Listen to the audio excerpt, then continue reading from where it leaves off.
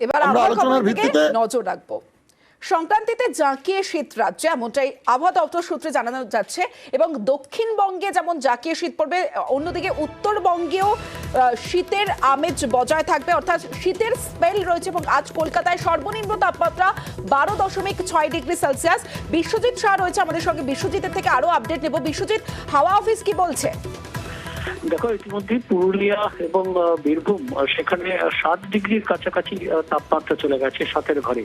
এবং কলকাতায় এই মরশুমের সব থেকে শীতলতম দিন আছে 12.6 ডিগ্রি সেলসিয়াস। এবং আগামীকাল রাজ্যের তাপমাত্রা আরো কিছুটা কমতে পারে, এমনটাই ইঙ্গিত দিচ্ছে আবহাওয়া দপ্তর। কারণ যে পরিস্থিতি, যে উত্তরে হাওয়া বইছে, এই উত্তরে হাওয়া আগামী 24 থেকে 48 ঘন্টা থাকবে। এবং শৈত্য প্রবাহের একটা সতর্ক বার্তা রয়েছে। শৈত্য প্রবাহ হতে পারে পুরুলিয়া সহ পশ্চিমের জেলাগুলি, অর্থাৎ পশ্চিম বর্ধমান এবং বীরভূমের কিছুটা অংশে, যেখানে শৈত্য প্রবাহের সতর্ক বার্তা রয়েছে আগামী 24 থেকে 48 ঘন্টায়।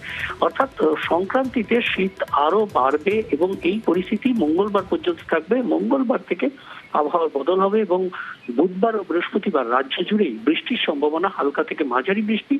মঙ্গলবার থেকেই সেই বৃষ্টি শুরু হবে, এমনটাই জানাচ্ছে আলিপুর আবহাওয়া দপ্তর। বেশ বিশ্বজিৎ।